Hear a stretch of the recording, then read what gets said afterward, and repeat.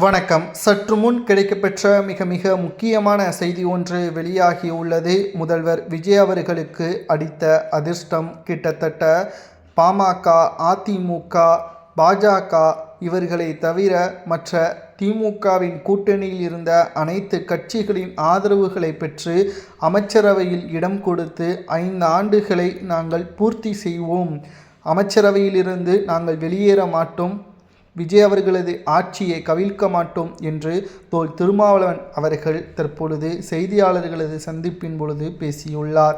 நாங்கள் நம்பிக்கையில் செயல்பட விரும்புகிறோம். விஜய் அவர்கள் சிறப்பாக ஆட்சியை நடத்துகிறார். 5 ஆண்டுகள் இது போன்ற ஆட்சியை நடத்துவார் என்ற நம்பிக்கை எங்களுக்கு இருக்கிறது. நாங்களாகவே ஆட்சியை கவிழ்ப்பதற்கு எந்த ஒரு முயற்சிகளையும் மேற்கொள்ள மாட்டோம் என்பதையும் தெரிவித்துள்ளார். அது மட்டுமல்ல, அதிமுகவில் உள்ள பெருவாரியான நிர்வாகிகளும் எம்எல்ஏக்களும் மாஜி நிர்வாகிகளும் மாவட்ட செயலாளர்களும் ஐடி விங்ஸின் முக்கியமான தலைவர்களும் அதிமுகவில் இருந்து பெரும் படைகளுடன் விஜய் அவர்களை சந்தித்து தாவேகாவில் இணைந்துள்ளனர். எம்ஜிஆர் அவர்களது ஆட்சி, மறைந்த முதல்வர் ஜெயலலிதா அவர்களது ஆட்சியே போலவே விஜய் அவர்கள் செயல்படுத்துகிறார் என்பதை கருத்தில் கொண்டு நேரடியாக விஜய் அவர்களுக்கு ஆதரவுகளை கொடுத்து அதிமுகவின் நிர்வாகிகள் தற்பொழுது இணைந்துள்ளனர். இது அதிமுகவின் வீழ்ச்சிக்கும் அதே சமயம் தாவேகாவின் வளர்ச்சிக்கும் இங்கு மிகப்பெரிய ஒரு வரவேற்புகளும் பெற்றுள்ளது. இனி வரக்கூடிய அரசியல் எதிர்காலம் தாவேகா வர்சஸ் திமுக என்று மாறும். அதிமுக தமிழ்நாட்டில் இருந்து அகற்றப்படும் என்ற தகவலும் தற்பொழுது கிடைக்கப்பெற்றுள்ளது.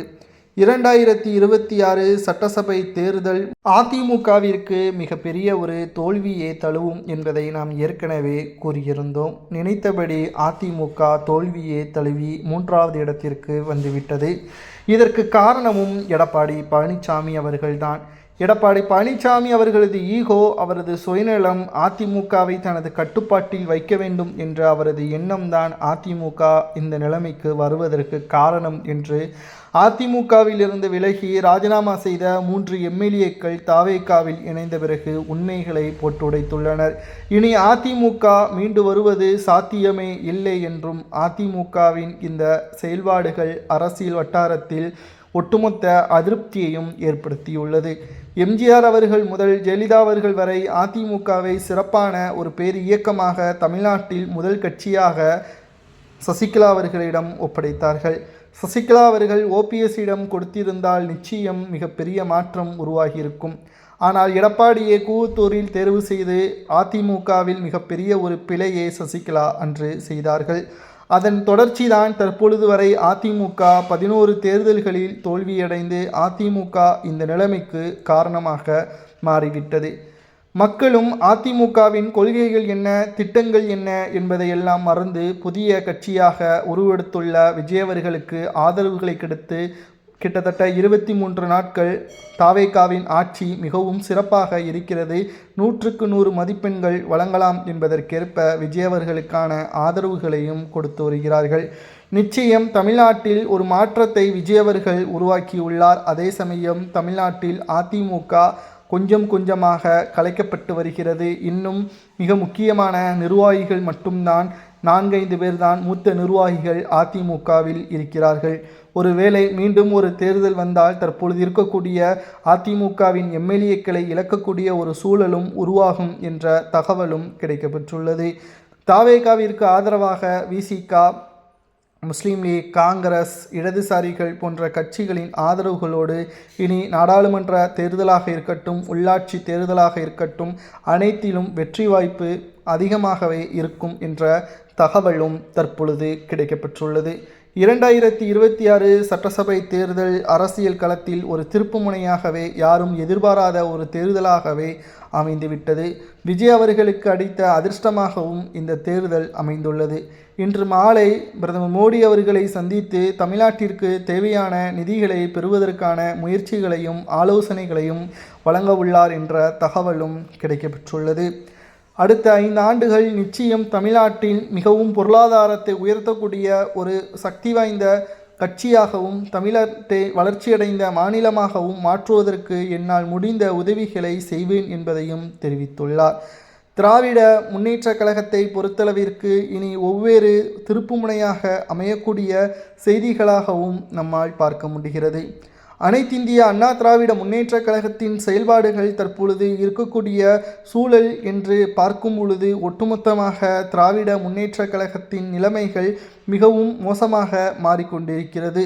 அதே சமயம் தமிழ்நாட்டில் விஜய் அவர்களுக்கான செல்வாக்குகளும் ஆதரவுகளும் மக்கள் மத்தியில் அதிகமாகவே மாறிக்கொண்டிருக்கிறது. அதிமுகவில் இருந்து விலகிய 4 எம்எல்ஏக்கள் தற்பொழுது தாவேகாவிற்கு ஆதரவுகளை கொடுத்து முக்கியமான பொறுப்புகள் பெற உள்ளதாகவும் தகவல்கள் கிடைக்கப்பெற்றுள்ளது. இனி அதிமுகவின் நிலைமை என்ன என்பது கேள்விக்குறியாக மாறிவிட்டது. எடப்பாடி தான் இதற்கு காரணம். அதிமுக இனி வரக்கூடிய அரசியல் காலகட்டத்தில் ஒவ்வொரு முடிவுகளையும் விஜய் அவர்கள் எடுக்கக்கூடிய முடிவுகள் அனைத்தும் வெற்றிக்கான முடிவுகளாகவே மாறும். தமிழ்நாட்டில் இனி அதிமுகவிற்கு இடம் கிடையாது. தமிழ்நாட்டில் அதிமுக புறக்கணிக்கப்பட்டுள்ளது.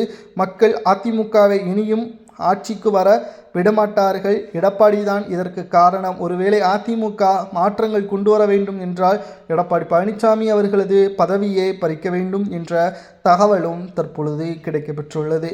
அனைத்திந்திய அண்ணா திராவிட முன்னேற்றக் கழகத்தை எடப்பாடி பழனிசாமி அவர்கள் தற்பொழுது மிகப்பெரிய அளவில் தோல்விக்கு ஏற்படுத்தியுள்ளார். சி.வி. சண்முகமும் எஸ்.பி. வேலுமணியும் இதைத்தான் பல முறை கூறினார்கள். விஜய்க்கு ஆதரவுகளை கொடுத்தால் அமைச்சரவையில் இடம் கிடைக்கலாம். அதே சமயம் மக்களும் நம்மீது ஆதரவுகளை கொடுத்து எதிர்வரக்கூடிய தேர்தல்களில் மிகப்பெரிய ஒரு வெற்றியையும் பெறலாம் என்று நினைத்தார்கள். ஆனால் எடப்பாடி அதை கேட்கவில்லை. தற்பொழுது திமுக vs தாவேகா என்று மாறிவிட்டது. அதிமுக 3வது இடத்திற்கு தள்ளப்பட்டுள்ளது. இனி அரசியல் களத்தில் முற்றிலும் மாறுபட்ட அரசியலாகவும் ஜென்சி பசங்களுக்கான அரசியலாகவும் உருவெடுக்கப் போவதாகவும் அதிமுகவில் வயது மூப்பவர்கள் தான் அதிகம், இளம் தலைமுறையினர்களுக்கான பங்களிப்பை எடப்பாடி கொடுக்காததும் தற்பொழுது அதிமுகவின் தோல்விற்கு மாறிவிட்டது. இளம் தலைமுறையினர்கள் ஜென்சி பசங்களுக்கான வாய்ப்புகளை தற்பொழுது தாவேகா உருவெடுத்துள்ளது.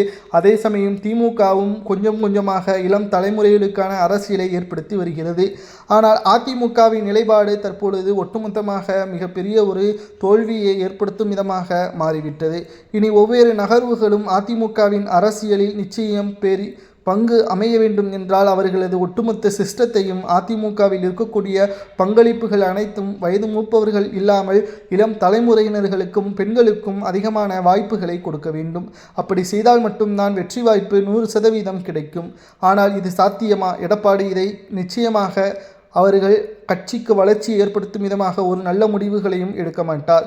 அதிமுக மிகப்பெரிய ஒரு தோல்வியை மட்டும்தான் தழுவும். தற்பொழுது விஜய் அவர்களுக்கு அடித்த அதிர்ஷ்டமாக இன்னும் 5 ஆண்டுகள் நிச்சயம் எந்த ஒரு பிரச்சனையும் இல்லாமல் ஆட்சியை வெற்றிகரமாக நடத்துவார். மக்களை தமிழ்நாட்டில் விஜய் அவர்களது ஆட்சி சிறப்பாக இருக்கிறதா? அதிமுக மீண்டும் ஆட்சி அமைக்குமா என்பதை கமெண்ட் வாயிலாக கூறுங்கள்.